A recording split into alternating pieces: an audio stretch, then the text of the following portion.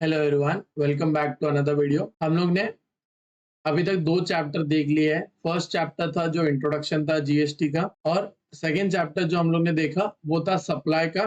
Basic था, उसके अंदर क्या क्या आता है क्या क्या नहीं आता है। शेड्यूल 1 देखा, शेड्यूल 2 देखा, शेड्यूल 3 देखा। तो आज हम लोग हमारा नया चैप्टर चालू करेंगे जिसका नाम है टाइम ऑफ सप्लाई।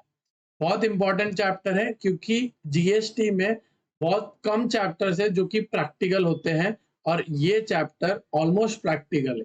थियरी आपको याद रखना पड़ेगा, उसी के ऊपर प्रैक्टिकल समझाएंगे। तो ये इंपॉर्टेंट चैप्टर है क्योंकि इसमें आपको बहुत सारे डेट्स याद रखने पड़ेंगे, अदरवाइज ये चैप्टर आप नहीं कर पाओगे। तो इसीलिए ये वीडियो आपको पूरा देखना पड़ेगा, आराम से देखना, स्लोली, और डेट्स याद रखते रहना ताकि आपको एग्जाम में प्रॉपरली आप सम कर पाओ। So let's start with the video. Before starting with the video, मैं एक और चीज आपको बताना चाहता हूँ कि अगर आप मेरे यूट्यूब के चैनल में जाओगे और प्लेलिस्ट में जाओगे तो मैंने अभी सेपरेट प्लेलिस्ट बना दी है हर एक सब्जेक्ट की। फॉर एग्जाम्पल, अगर आप अकाउंट्स का सिर्फ देखना चाहते हो तो मैंने वहां पे लिख दिया अकाउंट सेम 6। अगर आप टैक्स का देखना चाहते हो तो मैंने वहां पे लिख दिया जीएसटी सेम 6। या कॉस्टिंग देखना चाहते हो तो कॉस्टिंग सेम 6। और अगर आप उसके पहले भी देखना चाहते हो जो सेम 5 में मैंने वीडियोस डाले थे, उसका भी मैंने बाइफर्केशन कर दिया।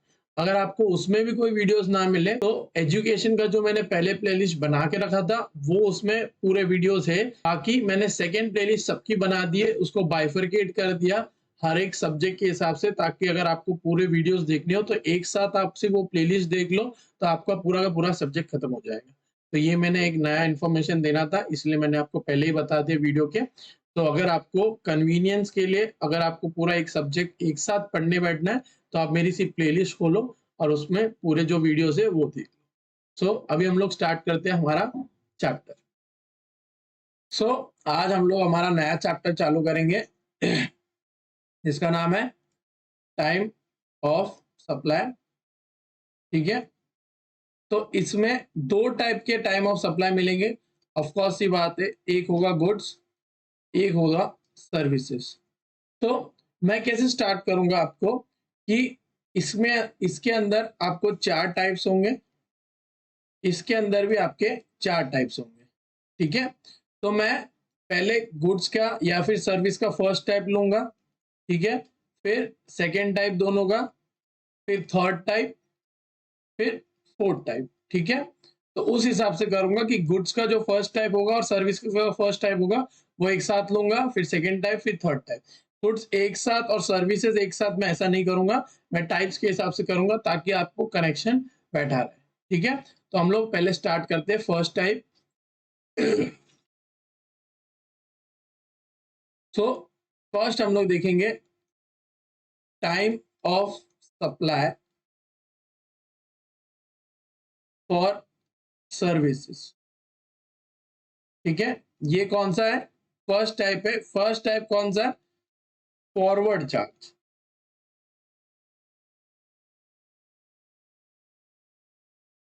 सो time of supply of services for forward charge.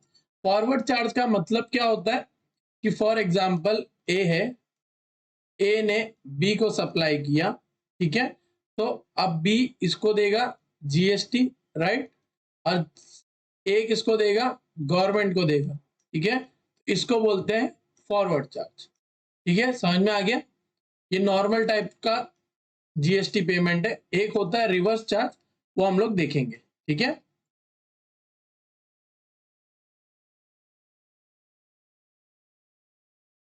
So time of supply for services under forward charge. ठीक है, तो देखो इसमें दो टाइप के आपके केस होंगे।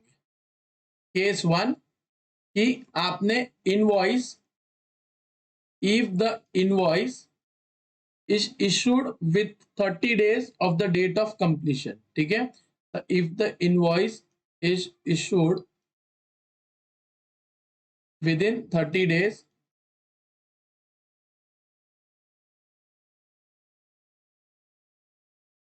of the date of completion.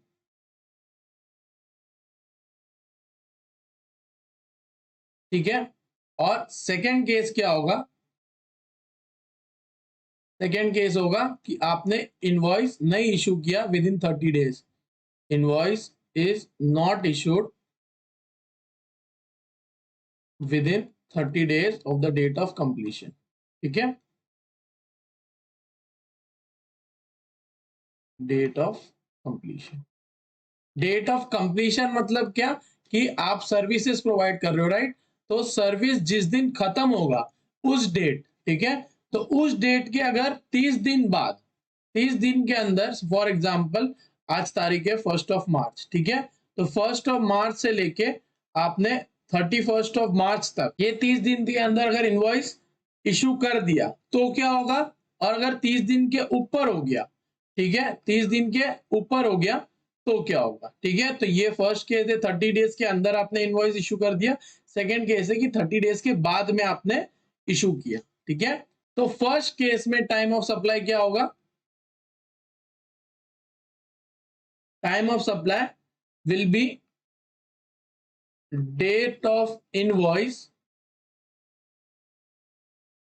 और पेमेंट whichever is earlier।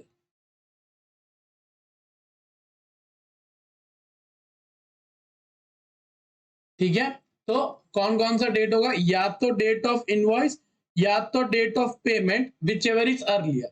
कब होगा ये? जब आपने इनवॉइस 30 डेज के अंदर अंदर इशू कर दिया है सर्विस कंप्लीट होने के बाद। ठीक है, सेकेंड केस क्या बोलता है? Invoice is not issued within 30 days of the date of completion. तो आपका क्या होगा?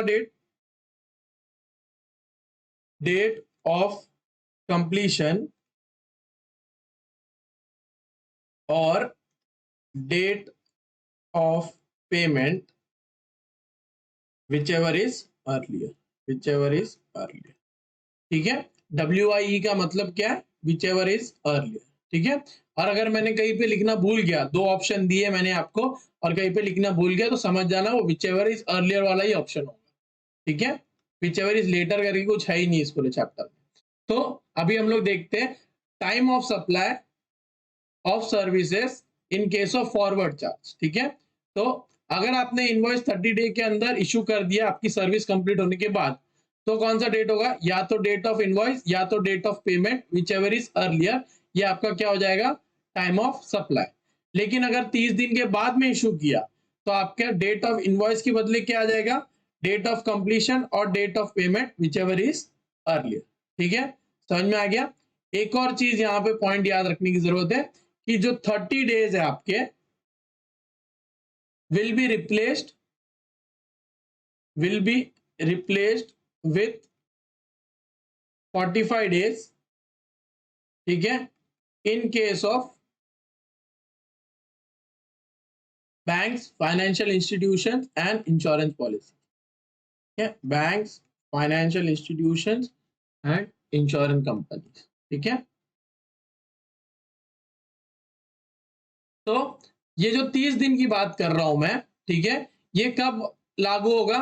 जब आप दूसरी तरीके की सप्लाई कर रहे हो, ठीक है, नॉर्मल सप्लाई कर रहे हो वो। लेकिन अगर सर्विसेज कौन प्रोवाइड कर रहा है? या तो बैंक या तो फाइनेंशियल इंस्टीट्यूशन या तो इंश्योरेंस कंपनी। ठीक है, तब वो 30 दिन के बदले आप क्या देखोगे? 45 डेज देखोगे। ठीक है, बाकी टाइम ऑफ सप्लाई की कंडीशन सेम रहेगी। यहाँ पे 30 डेज के बदले 45 डेज कर लो, यहाँ पे 30 डेज के बदले 45 डेज कर लो अगर बैंक्स, फाइनेंशियल इंस्टीट्यूशन या तो इंश्योरेंस कंपनीज हो तो। ठीक है, बाकी अगर 30 डेज के अंदर इनवॉइस इशू कर दिया तो डेट ऑफ इनवॉइस और payment whichever is earlier, और अगर नहीं किया तो डेट ऑफ कंप्लीशन और payment whichever is earlier. ठीक है, समझ में आ गया? तो अभी हम लोग एक दो एग्जांपल्स देख लेते हैं ताकि आपको समझ में आ जाए। ठीक है, यहाँ पे मैं लिखता हूं डेट ऑफ कंप्लीशन। ठीक है, यहाँ पे मैं लिखता हूं डेट ऑफ इनवॉइस। ठीक है, और यहाँ पे मैं लिखता हूं डेट ऑफ पेमेंट, और आपको बताना है कि टाइम ऑफ सप्लाई क्या होगा। ठीक है, तो फर्स्ट केस है आपका date of completion is 7/6/20, date of invoice is 7/7/20 और date of payment is 12/8/20। Second case क्या है आपका, date of invoice is 7/7/20, date of invoice is 7/8/20 and this is 11/9/20। And third case क्या है आपका 11/6/20, 15/9/20 एंड 4/6/20। ठीक है, तो देखो एक और केस में डाल देता हूं, 12/7/20, 18/8/20 एंड 11/8/20। ठीक है, तो देखो फर्स्ट केस देखो, 7 जून को कंप्लीट किया आपने सर्विस, 7 जुलाई को आपने इनवॉइस दिया और 12/8 को आपने पेमेंट की। ठीक है, तो पहले आपको हमेशा देखना है कि आपने कंप्लीशन के 30 दिन बाद, ठीक है, जुलाई का 7 छोड़ दो तो 8 से लेके 30 जुलाई प्लस 7 डेज। ठीक है, जो इनवॉइस डेट का 7 हो गया, राइट, तो 8 9 10 ये हो गया 3 डे, प्लस आपका कितना डेज हो गए 11 से लेके 30 तक आपके हो गए 20 डेज प्लस 7 डेज। ठीक है, तो अगर टोटल मारोगे तो कितने डेज आएंगे आपके 30 डेज एग्जैक्ट आएंगे, राइट। तो 30 दिन के अंदर अगर आपने इनवॉइस इशू कर दिया, राइट, 7/7 को आपने इशू किया, वो कौन सा डे आपका 30th डे, राइट। तो अगर 30th डे है तो 30 दिन का आपको लिमिट दिया था, राइट, तो कंप्लीशन के 30 दिन में मैंने इनवॉइस इशू कर दिया, तो मेरा क्या आता है डेट ऑफ इनवॉइस और date of payment whichever is earlier. ठीक है, तो अब डेट ऑफ इनवॉइस क्या है मेरा 7/7/20 और डेट ऑफ पेमेंट क्या है 12/8/20। कौन सा अर्लियर है 7/7/20। ठीक है, समझ में आ गया। अब सेकेंड केस देख, 7/7/20 से लेके 7/8/20 को। ठीक है, तो अब देखो सेकेंड केस है, ये मैं एक केस लिख देता हूँ, ये बी केस। ठीक है, 7/7/20 से 7/8/20। ठीक है, 7/7/20 को आपका क्या हुआ कंप्लीशन हुआ, ये आपने इनवॉइस इशू किया। ठीक है, 7/8/20 को। अब 7 को छोड़ दो, 8 9 10 ये कितने दिन हो गए आपके 3 दिन। ठीक है, जुलाई में होते हैं 31 डेज, तो 21 डेज और होंगे प्लस 7 डे यहाँ पे, तो कितने दिन हो गए आपके 31 डे। ठीक है, समझ में आ गया। अब देखो इनवॉइस कब इशू हो रहा है 7/7 को, मतलब कौन से डे पे इशू हो रहा है वो 31st डे पे। 30 डेज हो गए तो मतलब आपकी फर्स्ट कंडीशन आपने गलत कर दी, मतलब आपने इनवॉइस 30 दिन के अंदर इशू नहीं किया। तो अब कौन सा केस आएगा आपका सेकेंड केस बी केस, तो उसमें कौन सा टाइम ऑफ सप्लाई होगा डेट ऑफ कंप्लीशन या date of payment whichever is earlier. ठीक है, समझ में आ गया। क्यों, क्योंकि आपने इनवॉइस 30 दिन के अंदर नहीं इशू किया, 31st डे पे इशू किया, राइट। तो 30 दिन खत्म हो गए, तो कौन सा केस आएगा बी केस। बी केस में क्या डेट ऑफ कंप्लीशन और date of payment whichever is earlier. ठीक है, तो आप देखो डेट ऑफ कंप्लीशन क्या आपका 7/7/20 और डेट ऑफ पेमेंट क्या 11/9/20। कौन सा अर्लियर है आपका 7/7/20। ठीक है, समझ में आ गया। अब थर्ड केस देखते हैं, 11/6/20 को आपने कंप्लीट किया, 15/9/20 को आपने इनवॉइस इशू किया, 4/6/20 को आपने पेमेंट किया। ठीक है, तो अब देखो 11/6 से लेके 3 महीने हो गए, तो मतलब 30 डेज के अंदर इनवॉइस इशू नहीं किया, तो यहाँ पे कौन सा केस लगेगा आपका केस बी। केस बी में क्या आता है डेट ऑफ कंप्लीशन और date of payment whichever is earlier. अब डेट ऑफ कंप्लीशन कौन सा है 11, डेट ऑफ पेमेंट क्या है 4, तो कौन सा पहले आ गया डेट ऑफ पेमेंट, तो विच एवर इज अर्लियर आपका टाइम ऑफ सप्लाई हो जाएगा 4/6/20। ठीक है, अब ये जो डी वाला है ये आपको मैं होमवर्क देता हूं। ठीक है, आपका सिर्फ एक काम है, इसका डी का मुझे बता देना कि आंसर क्या है। ठीक है, कहां पर बताओगे कमेंट सेक्शन पे आप कमेंट कर देना कि टाइम ऑफ सप्लाई, आप लिख देना टाइम ऑफ सप्लाई कौन सी डेट है वो यहाँ पे लिख देना। ठीक है, समझ में आ गया, कमेंट सेक्शन में मेरे को इसका आंसर बता देना। ठीक है, मैं आपको बहुत सारे होमवर्क्स दूंगा, बस वो कमेंट सेक्शन में एक साथ लिख देना। ठीक है, आपको इसको कैसे लिखना है time of supply for service under forward charge, ऐसा लिखना है time of supply of service under forward charge और यहाँ पे कौन सी डेट होगी वो बस मेरे को लिख के दे दे। ठीक है, सही होगी या गलत होगी मैं आपको कमेंट सेक्शन में ही बता दूँ।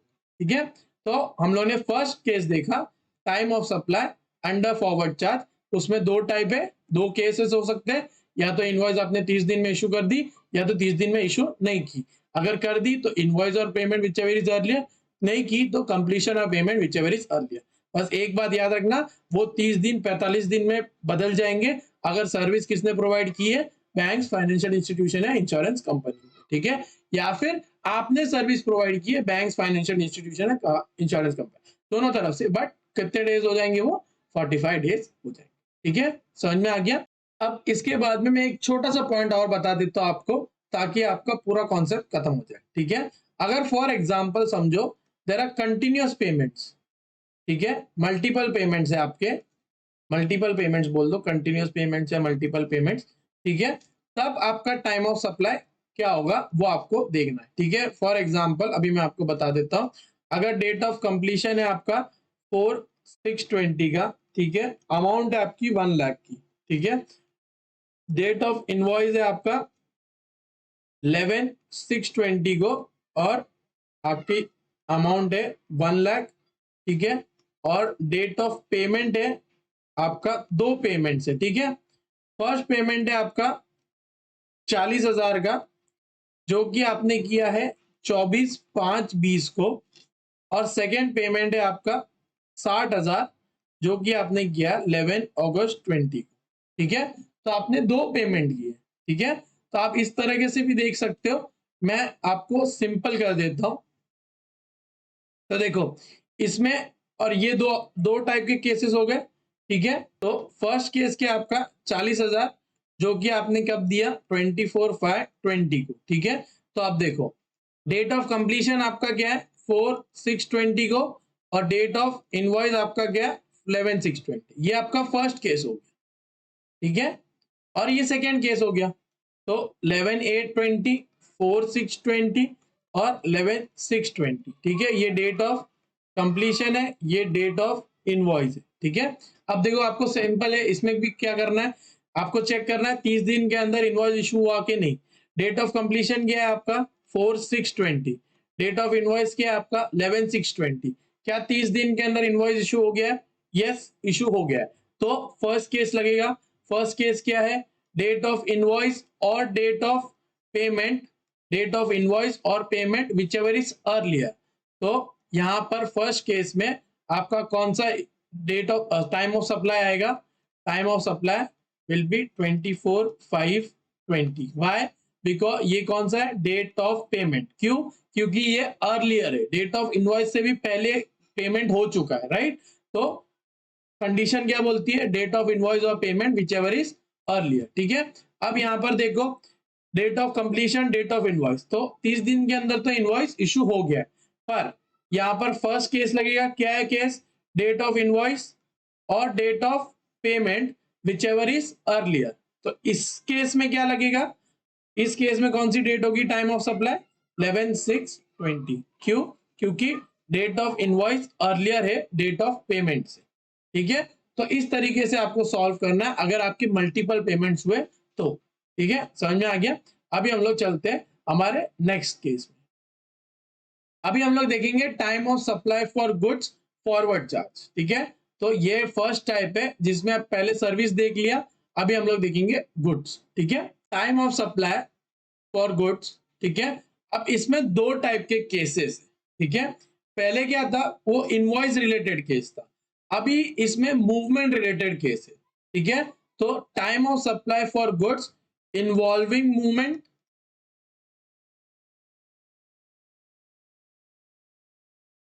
And time of supply for goods not involving, not involving movement. ठीक है, तो देखो पहले तो आपको ये डिटरमाइन करना पड़ेगा कि जब इन्वॉल्व हो रहा है मूवमेंट या नहीं इन्वॉल्व हो रहा है तो डेट ऑफ इनवॉइस क्या होगी। ठीक है, पहले हम लोग ये देखते हैं कि आप इनवॉइस कब इशू करोगे। तो तो हम लोग फर्स्ट देखते हैं कि date of issue of invoice. ठीक है। तो आप इनवॉइस कब इशू करोगे? जब आपका गुड्स मूवमेंट मतलब गुड्स का मूवमेंट होगा या फिर गुड्स का मूवमेंट नहीं होगा। ठीक है, समझ में आ गया? तो इनवॉइस कब इशू करोगे? अगर आपका मूवमेंट होगा तो जब आप इसको रिमूवल ऑफ गुड्स, ठीक है। तो date of issue of invoice क्या होगा? Date of removal of goods, ठीक है। मतलब date of issue of invoice involving movement, मतलब इशू कब करोगे इनवॉइस? जब आप रिमूव करोगे अपने गुड्स को, तब आप इशू करोगे इनवॉइस को, ठीक है। अब नॉट इन्वॉल्विंग मूवमेंट, तो तब आप कब इशू करोगे आपका इनवॉइस? जब डेट ऑफ मेकिंग अवेलेबल, ठीक है। तो डेट ऑफ मेकिंग अवेलेबल, इस दिन आप क्या बोलते हैं अपना इनवॉइस इशू करोगे, ठीक है। समझ में आ गया? अभी तक हम लोग टाइम ऑफ सप्लाई पे नहीं आए। इसमें हम लोग क्या देख रहे हैं कि इनवॉइस कब इशू करोगे? जब अगर गुड्स का मूवमेंट हो रहा है तब आप इनवॉइस कब इशू करोगे? रिमूवल ऑफ गुड्स के टाइम पे, ठीक है, जब आप गुड्स रिमूव करोगे तब। और अगर आपका गुड्स में मूवमेंट नहीं हो रहा है तो क्या होगा? Date of making available. तो जब आप अवेलेबल करोगे अपने गुड्स को तब आपको अपना इशू करना है इनवॉइस, ठीक है। अभी हम लोग देखते हैं time of supply. Time of supply, time of supply in case of movement of goods, in case of no movement of goods, ठीक है। तो देखो, जब time of supply involving movement होगा तो आपका आएगा एक डेट ऑफ इनवॉइस और डेट ऑफ रिमूवल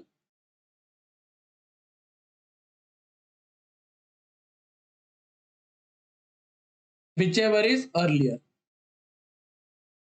ठीक है, विच एवर इज अर्लियर। और अगर आपका इन्वॉल्व नहीं कर रहा है मूवमेंट तो क्या आएगा? Date of invoice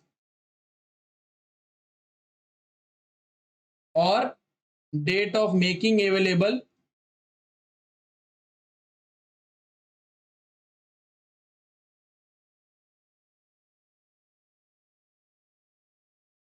whichever is earlier, ठीक है। समझ में आ गया? तो जब आपका टाइम ऑफ सप्लाई क्या होगा? जब आपका मूवमेंट होगा गुड्स का, क्या बोलोगे?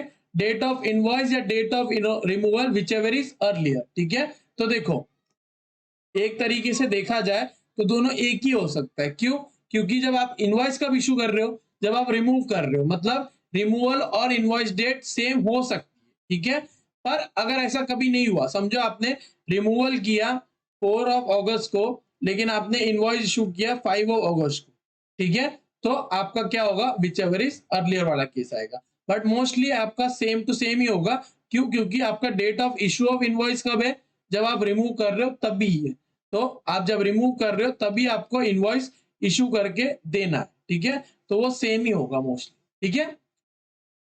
पर अगर सेम ना हो तो आपको ये याद रखना है डेट ऑफ इनवॉइस और date of removal whichever is earlier, ठीक है। और नॉट इन्वॉल्विंग मूवमेंट होगा तब क्या आपका टाइम ऑफ सप्लाई होगा? डेट ऑफ इनवॉइस और date of making available whichever is earlier, ठीक है। समझ में आ गया? तो इस तरीके से आपका फॉरवर्ड चार्ज वाला केस खत्म होता है। अभी हम लोग इसी के अंदर एक और केस देखते हैं, ठीक है। Time of supply in case of sale of approval, sale on approval basis, ठीक है। तो आपने सेल किसके लिए कौन से बेसिस पे किया? अप्रूवल बेसिस पे, ठीक है। सेल ऑन अप्रूवल क्या होता है कि जब आप गुड्स दे देते हो उसके बाद में थोड़ा टाइम आप देते हो कि आप सामने वाला जिसने गुड्स लिया है वो एक्सेप्ट करता है या नहीं करता है, पेमेंट करता है या नहीं करता है, तो वो सेल ऑन अप्रूवल होता है, ठीक है। तो अगर आपने सेल किया है अप्रूवल बेसिस पे, ठीक है, तब आपका टाइम ऑफ सप्लाई क्या होगा वो अभी हम लोग देखते हैं, ठीक है। तो जब आपने सेल किया है अप्रूवल बेसिस पे तो आपका टाइम ऑफ सप्लाई क्या होगा? डेट ऑफ इनवॉइस और डेट ऑफ एक्सेप्टेंस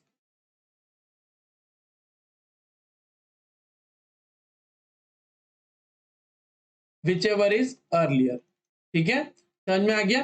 तो जिस दिन एक्सेप्ट किया या फिर डायरेक्ट खरीद लिया, इनवॉइस इनवॉइस दोगे मतलब क्या? सामने वाले ने खरीद लिया, एक्सेप्ट किया या इनवॉइस खरीद लिया, विच एवर इज अर्लियर। पर इतना याद रखना, अगर उसने एक्सेप्ट नहीं किया, ठीक है, तो आपका क्या आएगा 6 months from the date of removal. ठीक है, समझ में आ गया। तो अगर उसने एक्सेप्ट नहीं किया तो आपको कौन सी दूसरा टाइप देखना है, 6 months from the date of removal देखना है, विच एवर इज अर्लियर। तो इसमें क्या हो रहा है, डेट ऑफ इनवॉइस और date of acceptance whichever is earlier, लेकिन अगर एक्सेप्ट नहीं किया तो क्या देखोगे, डेट ऑफ इनवॉइस और 6 months from the date of removal whichever is earlier. ठीक है, समझ में आ गया। अभी हम लोग एग्जाम्पल देखते हैं। ये यहाँ पे लिखता हूं डेट ऑफ रिमूवल, ठीक है, यहां पर आएगा डेट ऑफ एक्सेप्टेंस, ठीक है, यहाँ पे आएगा डेट ऑफ इनवॉइस और यहाँ पे आएगा डेट ऑफ पेमेंट। ये आई मतलब इनवॉइस, पी मतलब पेमेंट, और आपको बताना है टाइम ऑफ सप्लाई क्या है। ठीक है, तो देखो 6/4/20 को मैंने रिमूव किया, ठीक है, 4/6/20 को मैंने एक्सेप्ट किया, इनवॉइस मैंने इशू किया 4/6/20 को, और 7/7/20 को मैंने पेमेंट किया। ठीक है, सेकेंड केस आपका 8/9/20 को मैंने रिमूव किया, 11/3/21 को मैंने एक्सेप्ट किया, 14/3/21 को मैंने इनवॉइस इशू किया, और 10/6/21 को मैंने पेमेंट किया। थर्ड वन क्या देखोगे, 11/10/20 को मैंने रिमूव किया, 4/1/21, यहाँ पे आएगा 6/1/21, और यहाँ पे आएगा 31/2/21। ठीक है, समझ में आ गया। तो अभी मेरे को बताओ टाइम ऑफ सप्लाई। तो देखो फर्स्ट वाला देखते हैं, डेट ऑफ रिमूवल क्या है 6/4/20, डेट ऑफ एक्सेप्टेंस क्या है 4/6/20, डेट ऑफ इनवॉइस क्या है 4/6/20, डेट ऑफ पेमेंट क्या है 7/7/20। इतना याद रख लेना कि डेट ऑफ पेमेंट तो आएगी ही नहीं भाई, क्योंकि आपके कंडीशन में एक में भी यहाँ पे नहीं लिखा है डेट ऑफ पेमेंट, यहाँ पे भी नहीं लिखा है, यहाँ पे भी नहीं लिखा है, यहाँ पे भी नहीं लिखा है। ठीक है, तो अभी देखो दूसरा, डेट ऑफ इनवॉइस क्या है 4/6/20। अब देखो डेट ऑफ रिमूवल के 6 मंथ में अगर आपने एक्सेप्ट कर लिया है कि नहीं किया, ठीक है, 6/4 को मैंने रिमूव किया गुड्स को, ठीक है, 4/6/20 को मैंने एक्सेप्ट कर दिया, तो क्या मैंने 6 महीने के अंदर एक्सेप्ट कर दिया, यस, ठीक है। तो आपको फर्स्ट वाला कंडीशन देखना है, डेट ऑफ इनवॉइस और date of acceptance whichever is early. ठीक है, तो डेट ऑफ इनवॉइस कौन सा है 4/6/20, डेट ऑफ एक्सेप्टेंस कौन सा है 4/6/20, तो इसमें से अर्लियर कौन सा है 4/6/20। ठीक है, यहाँ पे कोई अर्लियर नहीं है, दोनों एक ही है, तो आपका वो डेट आएगा। ठीक है, सेकेंड केस देखते हैं, डेट ऑफ रिमूवल क्या है 8/9/20, ठीक है, डेट ऑफ एक्सेप्टेंस क्या है 11/3/21। ठीक है, तो क्या 6 महीने के अंदर मैंने एक्सेप्ट कर दिया, लेट्स चेक, 8/9, ठीक है, फिर 8/10, 8/11, 8/12, 1 2 3, ठीक है, 1 महीना, 2 महीना, 3 महीना, 4 महीना, 5 महीना, 6 महीना, 6 महीने तो हो गए। ठीक है, पर अभी डेट्स में देखते, ठीक है, क्योंकि मेरे पास टाइम है 8 से लेके 8 तक, राइट। तो क्या मैंने 8 से पहले एक्सेप्ट कर दिया, नहीं, ठीक है, मैंने कब एक्सेप्ट किया 11 मार्च को, मेरी लास्ट डेट कब थी 8th ऑफ मार्च, ठीक है, तो 3 दिन बाद मैंने एक्सेप्ट किया, तो क्या 6 महीने कंप्लीट हो गए, हाँ 6 महीने कंप्लीट हो गए। तो आप क्या देखोगे, डेट ऑफ इनवॉइस और 6 months from the date of removal whichever is earlier. ठीक है, तो आपका कौन सा डेट आएगा 8/9/20 आएगा या 14/3/21 आएगा, मुझे बताओ। ठीक है, तो आपका कौन सा डेट आएगा, डेट ऑफ रिमूवल। ठीक है, समझ में आ गया, विच एवर इज अर्लियर कौन सा है, इन दोनों से डेट में से अर्लियर कौन सा है, ये डेट अर्लियर है, राइट, तो ये डेट आ जाएगी। ठीक है, समझ में आ गया। तो आपको ये ऐसे ही चेक करना है, डेट ऑफ एक्सेप्टेंस और डेट ऑफ रिमूवल में आपको ये देखना है कि क्या 6 महीने का डिफरेंस, क्या 6 महीने के अंदर एक्सेप्ट कर लिया है कि नहीं किया। अगर कर लिया है तो एक्सेप्टेंस और invoice whichever is earlier, ठीक है, अगर नहीं किया है तो removal and invoice whichever is earlier. ठीक है, अब थर्ड वाला केस आपको खुद को सॉल्व करना है और मुझे कमेंट सेक्शन में बताना। ठीक है, समझ में आ गया। आप इसमें कैसे लिखोगे, time of supply in case of sale on approval, ठीक है, और आपको यहाँ पे मेरे को डेट बतानी, ठीक है। तो मैंने फर्स्ट आपको क्या पूछा था, time of supply in case of sale service forward charge. तो आपको यहाँ पे ऐसा डेट लिखना है, ये आपका फर्स्ट है। सेकेंड आप ऐसे लिखोगे time of supply in case of sale on approval, ठीक है, और यहाँ पे आप मेरे को लिखोगे, ठीक है। तो आपको मेरे को आंसर बताने इन दोनों के, ठीक है। तो अभी हम लोग नेक्स्ट केस पे जाते हैं। सो हमारा सेकेंड टाइप होगा time of supply of services in case of reverse charge. Time of supply of services in case of reverse charge. अब रिवर्स चार्ज का मतलब क्या होता है, ए ने बी को सप्लाई किया, ठीक है, ठीक है। फॉरवर्ड चार्ज में क्या होता था, बी किसको पे करता था, टैक्स, ए को पे करता था, और ए किसको पे करता था, गवर्नमेंट को, ठीक है। ये क्या हो गया, फॉरवर्ड चार्ज। रिवर्स चार्ज में क्या होगा, ए ने बी को सप्लाई किया, ठीक है, अब बी गवर्नमेंट को पे करेगा, ठीक है। तो इसको क्या बोलेंगे हम लोग, रिवर्स चार्ज, ठीक है। दिखने में ऐसा लग रहा है फॉरवर्ड है और ये रिवर्स है, एक्चुअल में ये रिवर्स है और ये फॉरवर्ड है। क्यों, क्योंकि हम लोग ने जब जीएसटी का डेफिनेशन देखा था तो उसमें क्या था कि सप्लायर इज लायबल टू पे, राइट। एंड कंज्यूमर वो टैक्स बेयर करता है, ठीक है, पर पे कौन करता है, जिसने सप्लाई किया होता है गुड्स वो पे करता है, राइट। इसमें क्या हो रहा है, इसमें क्या हो रहा है कि जो कंज्यूम कर रहा है वही टैक्स पे कर रहा है, ठीक है। तो इसलिए इसको बोलते हैं रिवर्स चार्ज, इसको बोलते हैं फॉरवर्ड चार्ज। तो time of supply in case of reverse charge आपका क्या होगा, 61st day from the date of invoice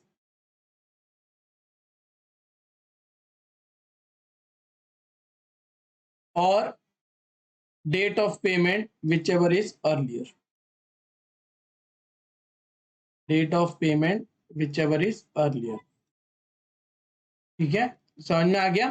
तो जब आप रिवर्स चार्ज में सर्विसेज प्रोवाइड करोगे तो आपका टाइम ऑफ सप्लाई क्या होगा, 61st day from the date of invoice और date of payment whichever is earlier, ठीक है, समझ में आ गया। बस इतना याद रखना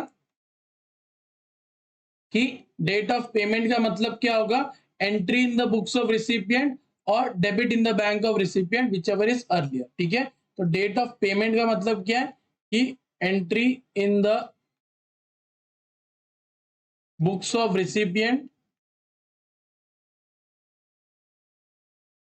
और debit in the books of recipient whichever is earlier, ठीक है।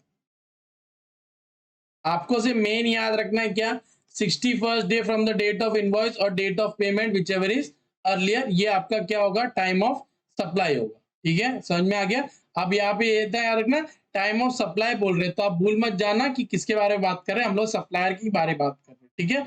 आप सप्लाई कर रहे हो सर्विसेज को, आपका कौन सा टाइम ऑफ सप्लाई होगा, 61st day from the date of invoice और date of payment whichever is earlier, ठीक है। For example date of invoice है आपकी 1st of March 22, date of payment है आपकी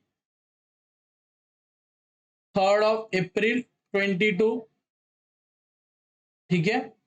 सेकेंड केस है आपका 31st August 22, 1st of December 22, ठीक है। तो अभी आपको टाइम ऑफ सप्लाई दिखाना है। तो फर्स्ट केस में देखो डेट ऑफ इनवॉइस क्या है, 1st ऑफ मार्च 2022, तो यहां से आपको 61st डे देखना है, ठीक है। फर्स्ट डे यहाँ पे छोड़ दो, तो मार्च में होता है 31 डे, तो 30 डेज हो गए, प्लस अप्रैल में आपको कौन सा डे हो गया, 30 डे, तो कितने दिन हो गए, 60 डेज हो गए, ठीक है। तो आपको कौन सा देखना है, 61st डे, तो 61st डे क्या होगा आपका, 1st ऑफ में आपका क्या होगा, 61st डे, राइट।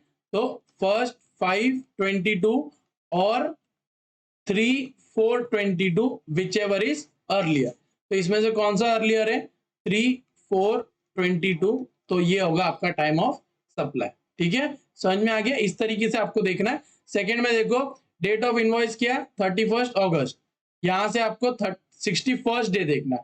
तो अगस्त तो खत्म हो गया, सितंबर का 30 दिन, राइट, अक्टूबर का 31वां दिन आपका क्या होगा 61 डे, राइट। तो 31 अक्टूबर 2022 और 1 दिसंबर 2022 विच एवर इज अर्लियर। तो इसमें से आपका टाइम ऑफ सप्लाई क्या होगा 31 अगस्त 22। ठीक है, समझ में आ गया। तो इस हिसाब से आपको देखना है time of supply of services in case of reverse charge क्या होगा 61st day from the date of invoice और date of payment whichever is early. ठीक है, समझ में आ गया। Time of supply of goods in case of reverse charge. ठीक है, अब गुड्स की बात कर रहे हैं हम लोग। ठीक है, उसका टाइम ऑफ सप्लाई कब होगा जब आप रिवर्स चार्ज मैकेनिज्म में क्या बोलते हैं आपकी सप्लाई होगी। सो time of supply will B 31st day from the date of invoice, from the date of invoice और बी होगा आपका डेट ऑफ पेमेंट और सी होगा आपका date of receipt of goods whichever is earlier. ठीक है, whichever is earlier. Okay, समझ में आ गया। तो ये सर्विसेज की तरह ही है, आपको सिर्फ लॉजिक लगाना है। क्या लॉजिक है 31st day from the date of invoice और डेट ऑफ पेमेंट और date of receipt of goods whichever is earlier, आपका क्या होगा टाइम ऑफ सप्लाई। ठीक है, समझ में आ गया। तो पिछले में क्या था 61st डे था, यहाँ पे कितना है 31st डे। तो 30 दिन के बाद में जो पहला दिन होगा 31st डे वो इनवॉइस के आपको चेक करना है। अगर वो डेट ऑफ पेमेंट और date of receipt of goods से पहले है तो आपको डेट ऑफ इनवॉइस लिखना है, अगर नहीं है तो डेट ऑफ पेमेंट, अगर उसके बाद में भी रिसिप्ट ऑफ गुड्स आपको देखने। ठीक है, फॉर एग्जांपल एक एग्जांपल ले लेता हूं मैं, डेट ऑफ इनवॉइस, ठीक है, date of payment, date of receipt of goods, ठीक है, और यहाँ पे ऐसा लिख देते 31st डे 31st डे, ठीक है, from the date of invoice आपको time of supply find out करना है। ठीक है, तो 1 मार्च 22 डेट ऑफ पेमेंट है आपका, 28 March 22 date of receipt of goods है आपकी 22 मार्च 22। ठीक है, तो आपको पहले आपको चेक करना है 31st डे आपका कौन सा आता है। तो 1 है तो 30 दिन आपके मार्च में हो गए। ठीक है, फर्स्ट डे हमेशा नहीं लेने का। ठीक है, तो सेकंड से लोगे तो सेकंड से 30 तक आपके कितने दिन होंगे, सॉरी सेकंड से 31st तक आपके कितने दिन होंगे 30 दिन होंगे, राइट। सो आपका तो 31st डे होगा वो कौन सा होगा 1 अप्रैल 22। ठीक है, तो अभी आपको देखना है date of 31st day from the date of invoice और पेमेंट और receipt of goods whichever is earlier.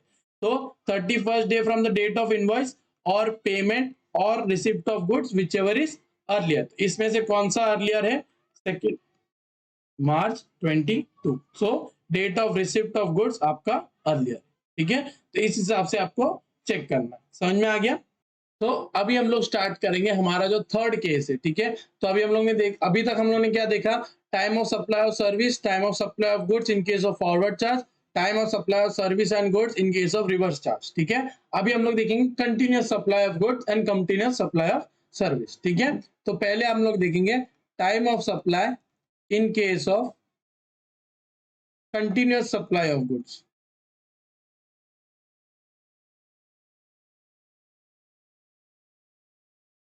ठीक है, time of supply in case of continuous supply of goods.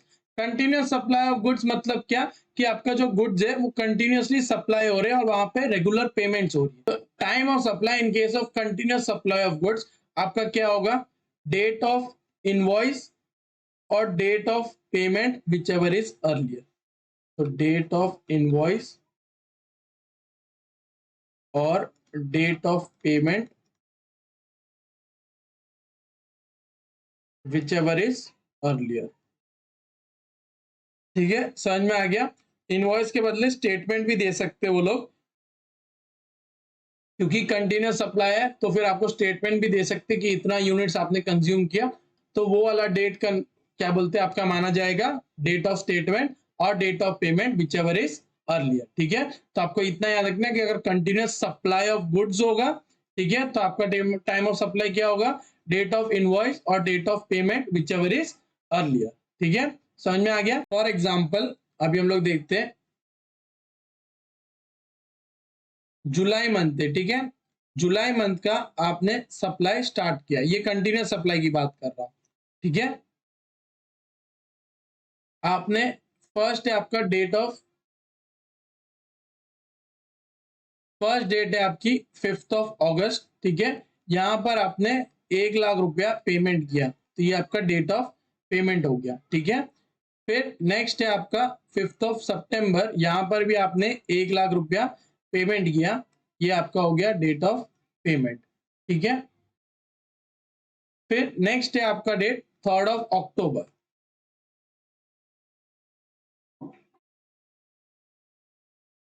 3rd of October, यहां पर आपको बिल मिलता है 4,56,000 का, तो ये आपका है डेट ऑफ इनवॉइस। ठीक है, और नेक्स्ट है आपका 6th ऑफ नवंबर, ये आपका है 1 लाख रुपया आपने पेमेंट किया। ठीक है, समझ में आ गया। तो अभी देखो ये क्या है, कंटिन्यूस सप्लाई चल रहा है। ठीक है, आपको 3 महीने के बाद में इनवॉइस मिल रहा है। ठीक है, तो अभी देखो कंटिन्यूस सप्लाई में आपको क्या ध्यान रखना है, डेट ऑफ इनवॉइस और date of payment whichever is earlier. ठीक है, तो अब देखो इसके केस में कौन सा टाइम ऑफ सप्लाई होगा, 5th ऑफ अगस्त। ठीक है, 5th ऑफ अगस्त में आपने पेमेंट कर दिया। ठीक है, तो इस केस में फर्स्ट वाले केस में आपका कौन सा टाइम ऑफ सप्लाई होगा, डेट ऑफ पेमेंट और date of invoice whichever is earlier. तो यहाँ पे कौन सा अर्लियर है, 5th ऑफ अगस्त, तो टाइम ऑफ सप्लाई क्या आएगा आपका 5th ऑफ अगस्त। ठीक है, सेकेंड केस में देखो 5th ऑफ नवंबर और 3rd of October, date of invoice और date of payment whichever is earlier, तो इस केस में टाइम ऑफ सप्लाई क्या है आपका 5th ऑफ नवंबर। अब थर्ड केस में देखो, थर्ड केस में क्या आएगा, अब देखो 1 लाख रुपया, 1 लाख रुपया, 2 लाख रुपया पे कर दिया आपने एडवांस में। ठीक है, इनवॉइस कब इशू हो रहा है 3rd ऑफ अक्टूबर में, तो अभी 2 लाख रुपया आपने पहले पे कर दिया। इनवॉइस कितने का इशू हो रहा है 4,56,000, तो अभी आपका अमाउंट कितना बच गया 2,56,000, राइट। 4,50,000 में से आप अगर 2 लाख निकालोगे तो 2,56,000 निकलेगा। अब ये 2,56,000 का टाइम ऑफ सप्लाई क्या है, डेट ऑफ इनवॉइस और date of payment whichever is earlier. ठीक है, तो डेट ऑफ इनवॉइस आपका पहले, क्यों, क्योंकि अभी तक इसका 2,56,000 का पेमेंट नहीं हुआ है। ठीक है, तो डेट ऑफ इनवॉइस इसका टाइम ऑफ सप्लाई हो जाएगा। ठीक है, यहाँ पे आपने 1 लाख रुपए का टाइम ऑफ सप्लाई निकाला, यहाँ पे 1 लाख है, यहाँ पे 4,56,000 का टाइम ऑफ सप्लाई नहीं निकालना है, पहले 2 लाख आपने दे दिए, राइट। अब ये जो रिमेनिंग अमाउंट बच गया उसका आपको टाइम ऑफ सप्लाई निकालना है। ठीक है, समझ में आ गया। तो इस हिसाब से आपको करना है जब आपका क्या होगा, continuous supply of goods in case of time of supply in case of continuous supply of goods. ठीक है, ठीक है, तो अभी हम लोग नेक्स्ट देखते हैं time of supply of services. ठीक है, कंटिन्यूस की बात कर रहे हैं। ठीक है, time of supply in case of continuous supply of services. तो अब देखो time of supply of service in case of continuous supply. ठीक है, अब देखो इसमें भी आपको ये याद रखना है कि ड्यू डेट ऑफ इनवॉइस कब होगी। ठीक है, आपकी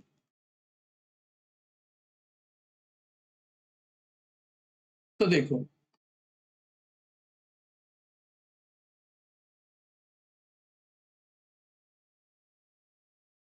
वेयर द पेमेंट डेट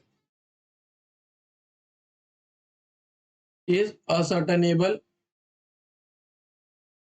ठीक है, where the payment date is not ascertainable,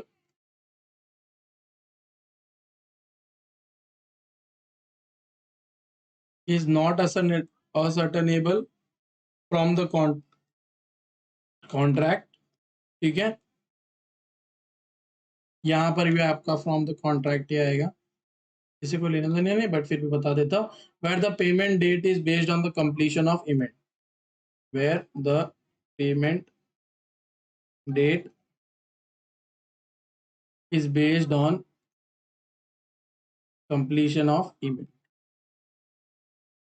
ठीक है, अब देखो time of supply in case of continuous supply of services. ठीक है, तो अब देखो आप कंटिन्यूस सर्विस प्रोवाइड कर रहे हो। ठीक है, अब देखो उसमें क्या होगा, तीन केसेस बनेंगे। इश्यू ऑफ इनवॉइस की बात कर रहे हैं। ठीक है, आप कब आपको इनवॉइस इशू करनी है, उसका ड्यू डेट क्या होगा। जब आपका पेमेंट डेट असर्टेनेबल है आपके कॉन्ट्रैक्ट से, ठीक है, या तो payment date is not ascertainable from the contract, या तो payment is based on completion of an event. ठीक है, इसमें तीन केस बनेंगे, first case, second case, third case. ठीक है, तो आप कब इनवॉइस इशू करोगे उसका ड्यू डेट कब है वो आपको देखना है। ठीक है, invoice is to be issued on और before the date mention in the contract. ठीक है, तो फर्स्ट केस में आपको इनवॉइस कब इशू करना है, invoice is to be issued on और before the date mention in the contract. ठीक है, समझ में आ गया। तो देखो अगर आपका पेमेंट डेट असर्टेनेबल है, ठीक है, कॉन्ट्रैक्ट में बता रहा है कि इस तारीख को आपको पेमेंट करना है, ठीक है, तो आपका इनवॉइस कब इशू हो जाना चाहिए, उस डेट के पहले या तो उस डेट के ऊपर। ठीक है, मतलब फॉर एग्जांपल आपको 6th ऑफ अगस्त, ठीक है, या फिर 6th ऑफ एवरी मंथ आपको पेमेंट करना है। ठीक है, तो आपका इनवॉइस कब इशू हो जाना चाहिए, या तो 6th ऑफ अगस्त से पहले या तो 6th ऑफ अगस्त के दिन, तब आपका ड्यू डेट माना जाएगा। समझ में आ गया। अब नेक्स्ट केस देखते हैं, where the payment date is not ascertainable. ठीक है, तो ये वाला कौन सा केस है जहां पे कॉन्ट्रैक्ट में आपको पता ही नहीं है कि पेमेंट डेट कब है। ठीक है, तो कौन सा इनवॉइस डेट होगा आपका, इनवॉइस ड्यू डेट कब होगा वो आपको देखना है। Invoice is to be issued before और on the date of payment, invoice is to be issued or sorry, invoice is to be issued before or on the date of payment। ठीक है, समझ में आ गया। तो यहां पर आपको देखना है कि पेमेंट डेट, ठीक है, कब है। अगर पेमेंट डेट आपके कॉन्ट्रैक्ट में असर्टेनेबल है तो आपको इनवॉइस उस डेट के पहले या फिर उस डेट के ऊपर आपको इनवॉइस इशू करनी पड़ेगी। ठीक है, वो आपका ड्यू डेट है।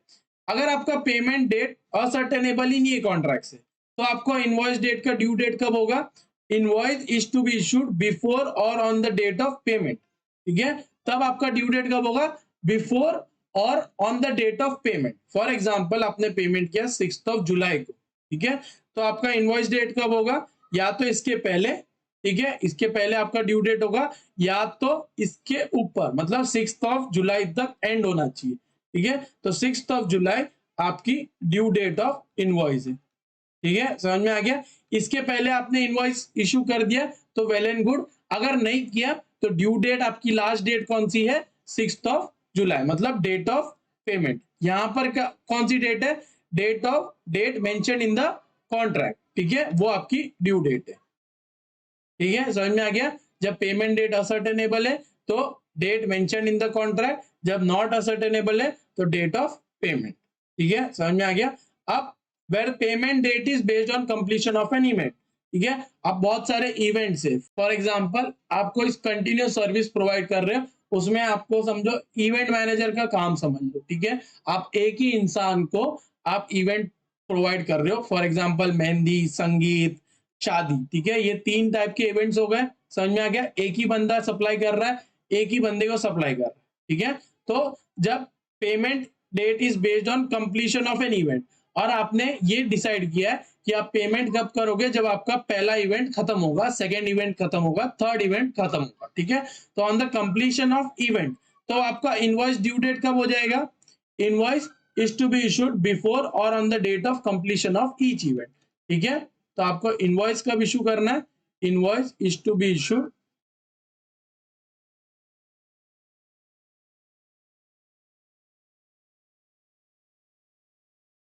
Is to be issued or on और before the date of completion. ठीक है, कंप्लीशन ऑफ इवेंट। समझ में आ गया? तो देखो, तीन टाइप के केस है, कब? जब time of supply of service in case of continuous supply. ठीक है, आपको यहां पर हम लोग टाइम ऑफ सप्लाई नहीं देख रहे, अभी हम लोग क्या देख रहे हैं? Due date of invoice, invoice की ड्यू डेट कब होगी वो देख रहे हैं। ठीक है, अब देखो यहाँ पे तीन केस है, या तो पेमेंट आपका कॉन्ट्रैक्ट से मालूम पड़ रहा है कि इस दिन पेमेंट होगा, ठीक है, पेमेंट डेट मालूम पड़ रही है, कॉन्ट्रैक्ट से आपको पेमेंट डेट नहीं मालूम पड़ती है। और थर्ड केस क्या है कि आपका पेमेंट डेट एक इवेंट के ऊपर बेस्ड है। ठीक है, अब देखो, अगर आपकी पेमेंट डेट आपको मालूम पड़ रही है कॉन्ट्रैक्ट से, तो ड्यू डेट ऑफ इनवॉइस कब होगा? जब वो डेट के पहले या उस डेट के दिन। ठीक है, डेट के पहले या डेट के दिन आपका क्या होगा? Due date to issue invoice. ठीक है, तो लास्ट डेट आपका कौन सा होगा? Date on the date of contract. ठीक है, वो आपका लास्ट डे होगा। उसके पहले कर दिया तो वेल एंड गुड, नहीं किया तो ड्यू डेट तो due date to issue invoice कब होगा? On the date mentioned in the contract. ठीक है, समझ में आ गया? अब सेकेंड वाला देखते हैं। अगर आपका पेमेंट डेट असर्टेनेबल नहीं है तो कौन सी ड्यू डेट होगी? जब आप पेमेंट करोगे तब, या तो उसके पहले। ठीक है, due date invoice is to be issued before और on the date of payment. ठीक है, और थर्ड क्या है? अगर आपका payment completion of an event के ऊपर बेस्ड है। ठीक है, तो आप क्या देखोगे? Invoice is to be issued on और before the completion of an event, मतलब जिस दिन इवेंट कंप्लीट हो गया वो दिन, या तो उसके पहले आपको इनवॉइस इशू करना है। ठीक है, समझ में आ गया? अब हम लोग देखते हैं time of supply, time of supply in case of continuous supply of service.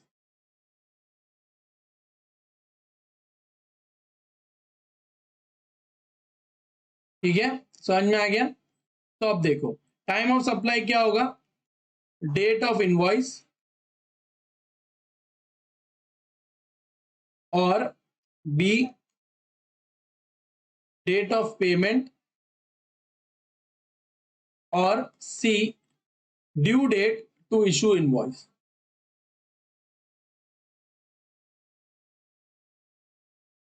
Which ever is earlier. ठीक है, समझ में आ गया? तो time of supply in case of continuous supply of service क्या होगा? या तो डेट ऑफ इनवॉइस, या तो डेट ऑफ पेमेंट, या तो due date to issue invoice. ठीक है, समझ में आ गया? अभी हम लोग एक एग्जांपल से देखते हैं तो आपको समझ में भी आ जाएगा पूरा। तो एग्जांपल देखते हैं। Mister B is providing a service.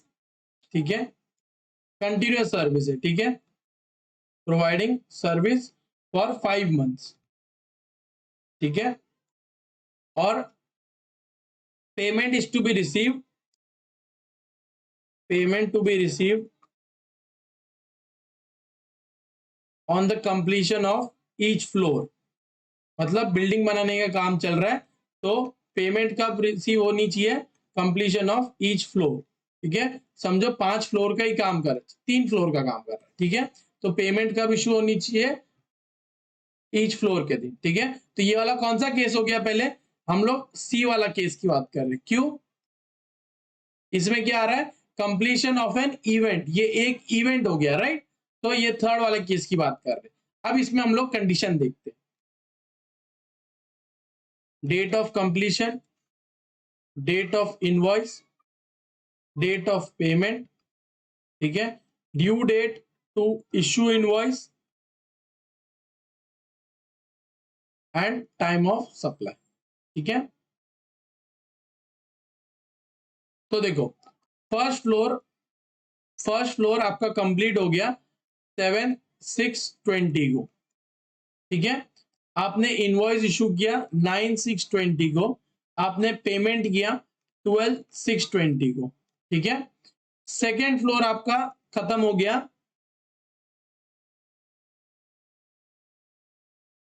12/8/20 को, आपने इनवॉइस इशू किया और 9/8/20 को आपने पेमेंट किया।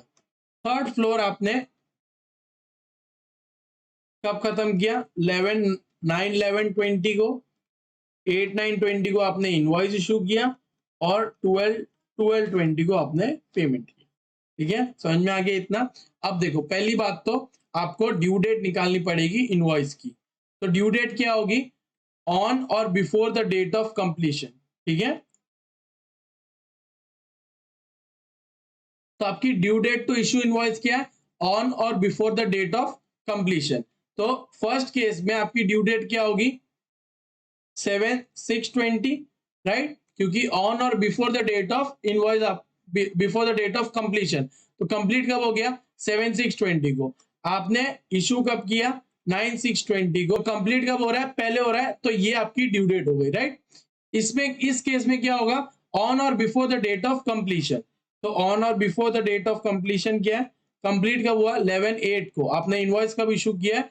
12/8 को। तो ड्यू डेट क्या है आपकी? 11/8 तक आपका इनवॉइस इशू हो जाना चाहिए। ठीक है, और थर्ड केस क्या होगा आपका? ऑन और before the date of invoice. तो आपने पहले कंप्लीट किया। कंप्लीट कब किया? 9th ऑफ नवंबर को, लेकिन इनवॉइस आपने कब इशू किया? सितंबर को इशू कर दिया। तो आपका ड्यू डेट क्या हो जाएगा? 8/9/20। क्यों? क्यों आपने पहले ही इनवॉइस इशू कर दिया है, तो आपको उसी डेट ऑफ इनवॉइस ही आपका ड्यू डेट बन जाएगा। ठीक है, समझ में आ गया। तो आपको इस हिसाब से लिखना है, डेट ऑफ कंप्लीशन या डेट ऑफ कंप्लीशन से पहले अगर इनवॉइस इशू हो गया तो वो आपका ड्यू डेट ऑफ इनवॉइस होगा। ठीक है, इस केस में डेट ऑफ कंप्लीशन पहले हुआ तो वो ड्यू डेट हो गई आपकी। इस केस में भी कंप्लीशन पहले हुआ तो आपकी ड्यू डेट हो गई। इस केस में कंप्लीशन बाद में हुआ, इनवॉइस पहले इशू हो गया, तो वो भी आपकी ड्यू डेट हो गई जो इनवॉइस इशू किया उस दिन। ठीक है, समझ में आ गया। अब आपको निकालना है time of supply. Time of supply क्या है?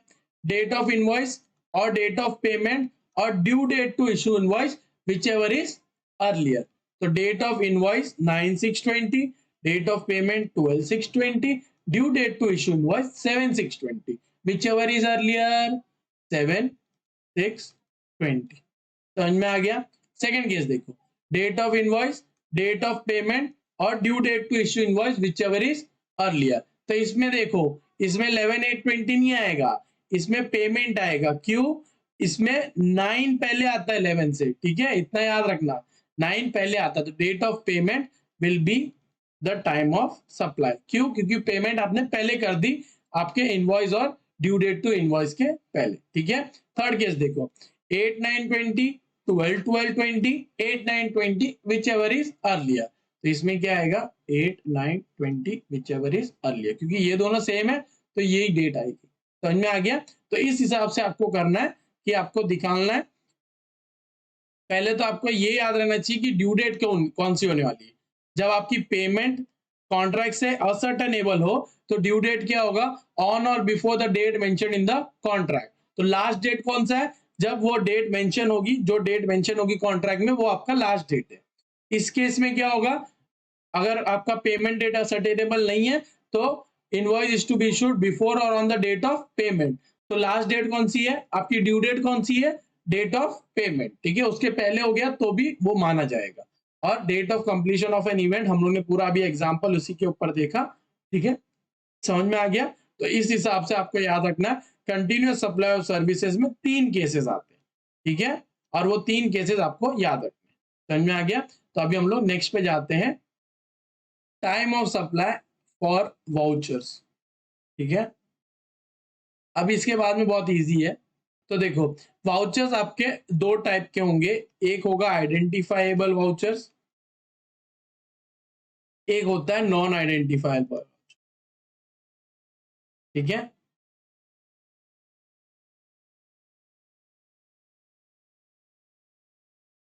आइडेंटिफाइबल वाउचर्स क्या होते हैं? जो आप एक only particular goods and service के अगेंस्ट यूज कर सकते हो।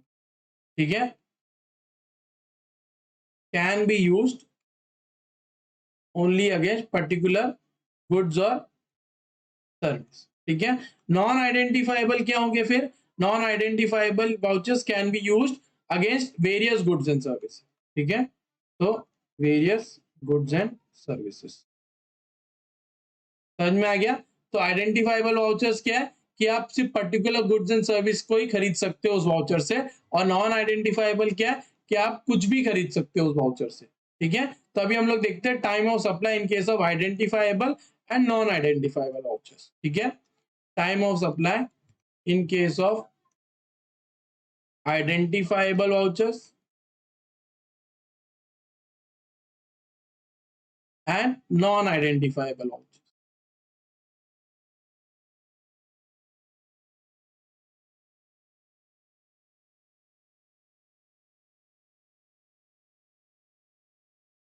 So time of supply in case of identifiable vouchers will be date of issue of voucher. ठीक है, तो जिस दिन ये इशू होगा वाउचर वही आपका टाइम ऑफ सप्लाई माना जाएगा। ठीक है, in case of non identifiable date of redemption of voucher.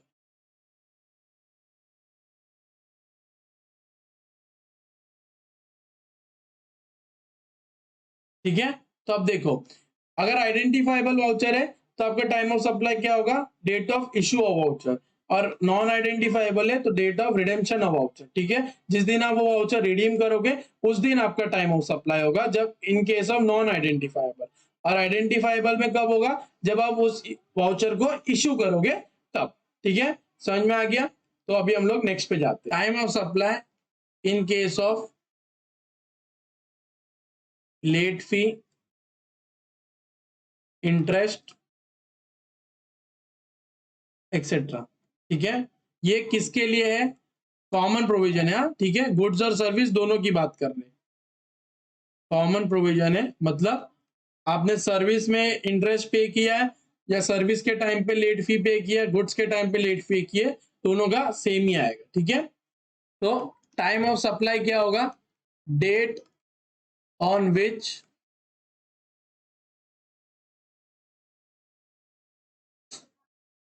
supplier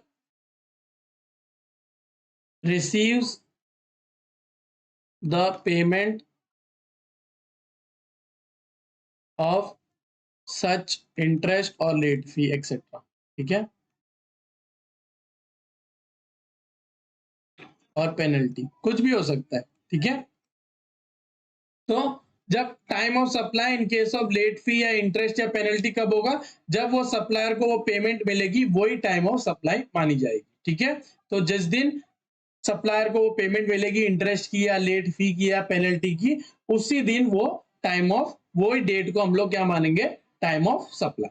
ठीक है, समझ में आ गया। अभी हम लोग 9th केस पे जाते हैं जो कि हमारा लास्ट केस है, time of supply in any other case. ठीक है, ये लास्ट केस है, मतलब सब कुछ होने के बाद में forward charge, reverse charge, continuous supply, आपका वाउचर हो गया, आपका लेट फी हो गया, अगर इसके बाद में भी कुछ बच जाता है, ठीक है, तो गवर्नमेंट बहुत शानी है, उसने सबका निकाल दिया। ठीक है, कि भाई इन एनी अदर केस, ठीक है, ये भी कॉमन प्रोविजन है, गुड्स एंड सर्विस दोनों के लिए ये लागू है। तो time of supply in any other case, तो ए, इसमें भी आपका दो टाइप से, फॉर अ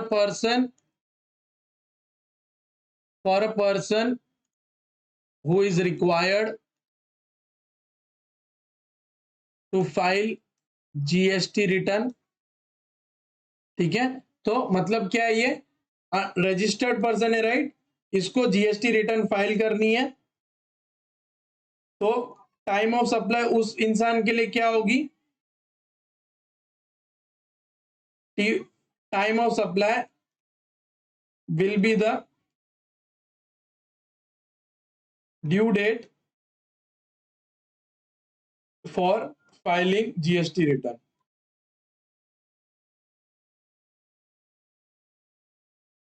ठीक है, तो जीएसटी रिटर्न आप कब फाइल करते हो, 20th of every month, right, तो आपका वही डेट ड्यू डेट माना जाएगा।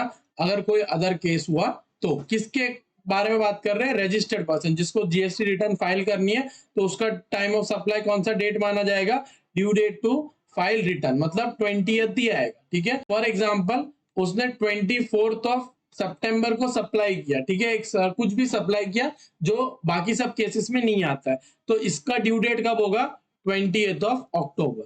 ठीक है, जिस दिन इसको ड्यू डेट ऑफ रिटर्न होगी, समझ में आ गया, जीएसटी रिटर्न जब फाइल करनी पड़ेगी वही उसका ड्यू डेट, वही उसका टाइम ऑफ सप्लाई होगा। ठीक है, समझ में आ गया।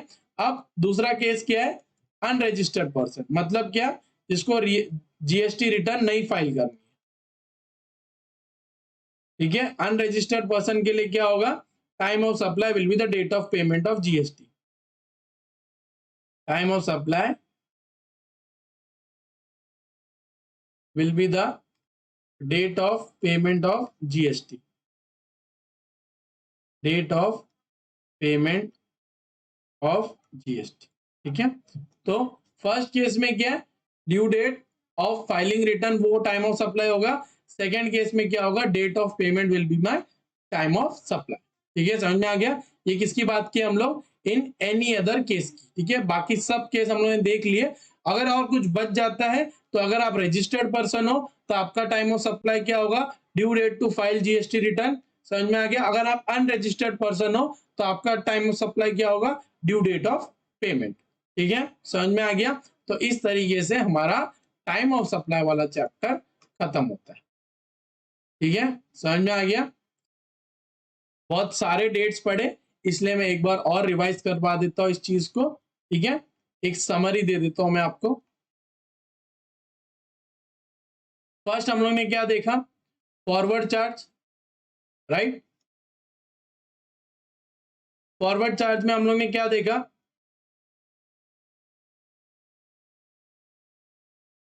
चलो गुड्स एंड सर्विस कर लेते हैं। ठीक है, तो फर्स्ट हम लोग ने क्या देखा इसमें, फॉरवर्ड चार्ज। ठीक है, इसमें क्या था, involving movement, not involving movement, right, not involving movement. तो जब मूवमेंट इन्वॉल्व होगा तो क्या आएगी, डेट ऑफ इनवॉइस और date of removal whichever is earlier. ठीक है, और यहां पे क्या आएगा, डेट ऑफ इनवॉइस और date of making available whichever is earlier. ठीक है, समझ में आ गया। अभी हम लोग फॉरवर्ड चार्ज सर्विसेज की बात करते हैं। सर्विसेज में क्या था, अगर आपने इनवॉइस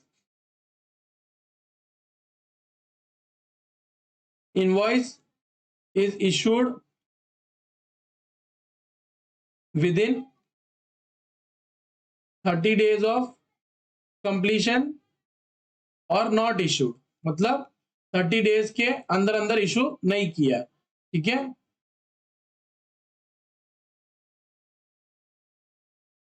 तो इस केस में आपका डेट ऑफ इनवॉइस क्या आएगा,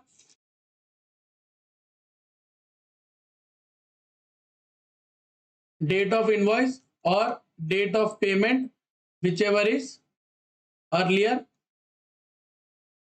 और इस केस में क्या आएगा, जब आपने इनवॉइस 30 दिन में नहीं इशू किए तो डेट ऑफ कंप्लीशन और date of payment whichever is earlier. ठीक है, समझ में आ गया। ये हम लोगों ने फॉरवर्ड चार्ज की बात कर ली। ठीक है, अब हम लोग रिवर्स चार्ज की बात करते हैं।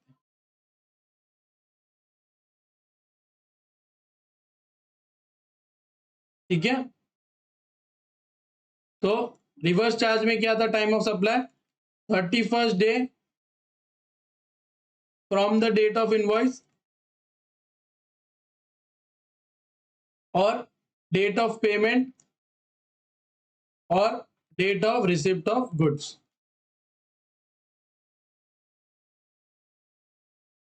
ठीक है, समझ में आ गया। रिवर्स चार्ज में क्या था, 31st डे या डेट ऑफ पेमेंट या date of receipt of goods whichever is earlier. ठीक है, ये सब में विच एवर इज अर्लियर आएगा। ओके, अभी सर्विसेज में क्या था, 61st day from the date of invoice और date of payment whichever is earlier. ठीक है, समझ में आ गया। इसमें एक और बात याद रखना, ये 30 डेज किससे सब्सटीट्यूट हो जाएंगे, 45 डेज से। ठीक है, कब, बैंक्स, फाइनेंशियल इंस्टीट्यूशंस और इंश्योरेंस कंपनीज को आप जब सर्विस प्रोवाइड कर रहे हो तब आपका 45 डेज हो जाएगा 30 डेज के बदले। ठीक है, ये याद रखना। तभी आरसीएम में क्या था, 61st day from the date of invoice और date of payment whichever is earlier. ठीक है, नेक्स्ट है आपका continuous supply.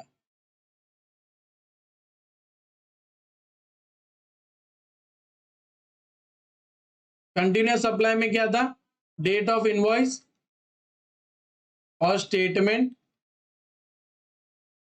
Date of invoice, statement और date of payment whichever is earlier. ठीक है, यहां पे क्या था, डेट ऑफ इनवॉइस और डेट ऑफ पेमेंट और due date to issue invoice whichever is earlier. ठीक है, ये ड्यू डेट वाला कौन सा था, तीन जहां पे केसेस थे, पेमेंट अगर कॉन्ट्रैक्ट से मालूम पड़ रही हो, पेमेंट डेट अगर कॉन्ट्रैक्ट से नहीं मालूम पड़ रही हो, और अगर payment date is based on completion of event. ठीक है, तो तब आपका टाइम ऑफ सप्लाई क्या होगा, तो time of supply in case of continuous supply of service, ये गुड्स। ठीक है, अभी हम लोग लास्ट तीन केस क्या देखे थे हम लोग, time of supply in case of vouchers. ठीक है, तो अगर आइडेंटिफाइबल वाउचर होगा तो क्या होगा, time of supply will be the due date, sorry, time of supply will be the date of issue of voucher, right? और अगर नॉन आइडेंटिफाइबल होगा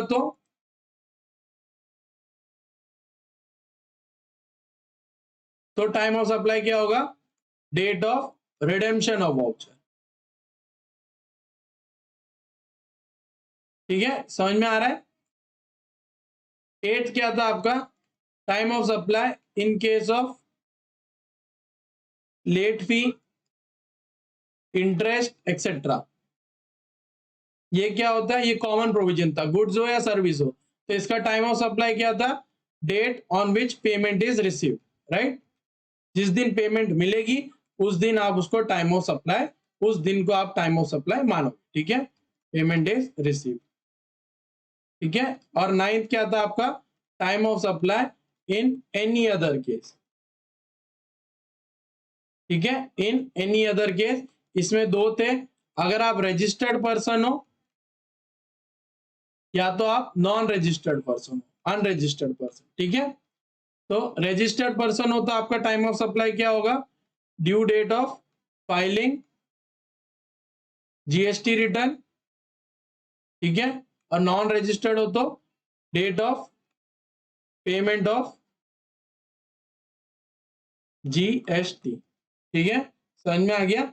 तो इस तरीके से हमने पूरे देख लिए, टाइम ऑफ सप्लाई में गुड्स का देख लिया, सर्विसेज का देख लिया, वाउचर्स का देख लिया, ठीक है, लेट फी का देख लिया, और इन एनी अदर केस भी देख लिया। ठीक है, जब आप एग्जाम में हो और आपको रिवाइज करना हो लास्ट 10 सेकेंड 20 सेकेंड में, तो आप सिर्फ इस पेज का स्क्रीनशॉट मार देना। ठीक है, या फिर ये वीडियो का पार्ट देख लेना, तो आपको पूरा का पूरा समझ में आ जाएगा। ठीक है, ये देखो मैं आपको इधर रोक लेता हूं ताकि आप स्क्रीनशॉट ले सको।